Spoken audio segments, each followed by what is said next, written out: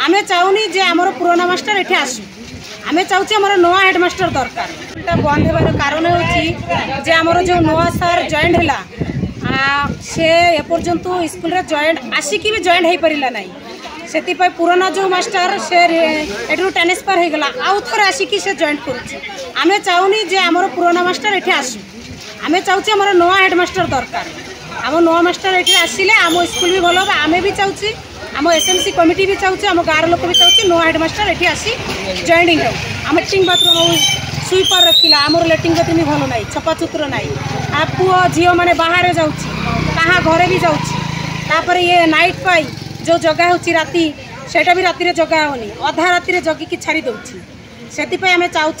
आमर जल्दी जल्दी ये रिएक्शन ने 2 दिन भितर आमर नवा हेडमास्टर आसू आमर स्कूल भी ये ना ये स्ट्राइक रही। प्रधान शिक्षक बदली प्रतिवाद रे तुरुडी स्कूल रे ताला टुंकिले स्कूल कमिटी एवं अभिभावक स्कूल रो ट्रांसफर होइतिबा प्रधान शिक्षक को पुनर्पाठ देवाकू दिया नजिपा नहीं तुरुडी स्कूल रे तालामारी मुख्य फाटक सामने करथिले विक्षोभ कले स्कूल कमिटी एवं अभिभावक सूचना अनुसार रायखर ब्लॉक तुरुडी उच्च माध्यमिक विद्यालय रे नुआरे आसीथिबा प्रधान शिक्षक जे कि गत मास 25 तारिख रे जोग देथिले से ही एठारे रहिबे एहा थिला ग्रामवासी तथा छात्र छात्री दाबी खबर पाई घटनास्थल रे पहुंचीथिले स्थानीय बीईओ ग्रामवासी तथा छात्र छात्री को बुझाइबा को चेष्टा करबा सह एहार समाधान कराजिबो बोली प्रतिश्रुति देथिले।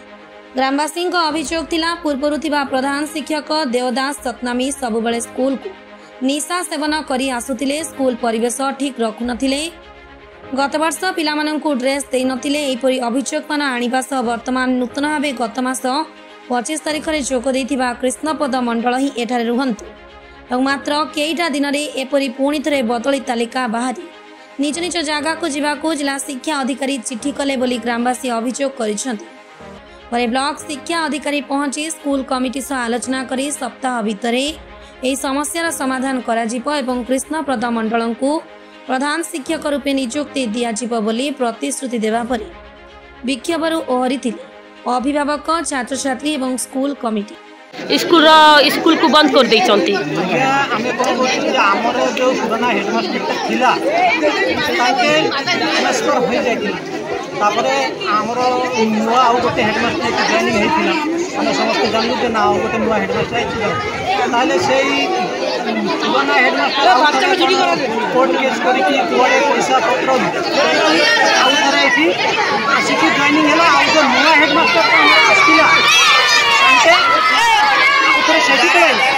आमे चाहूछु जे हमर नुआ जो हेडमास्टर एठी आस्थिला हेडमास्टर आमे चाहूछु नुआ हेडमास्टर हमको दरकार नाही आज पर्यंत हम जो हेडमास्टर किछि काम करि नाही आज पर्यंत जे पिला मानकर ड्रेस जूता 2 वर्षर पेंडिंग अछि बंटा ही नाही आ हमर हेडमास्टर किछि काम करू सेति पय हमर नुआ जो हेडमास्टर आसिला चाहूछु 2 दिन भितरे हमर सेही हेडमास्टर को एठी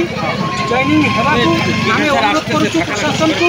यदि 2 दिन भितरे हमर नुआ हेडमास्टर जॉइनिंग न हबो ताले हमर स्कूल एमिति आगरे बंद रहिबो ताला पड़ी रहिबो।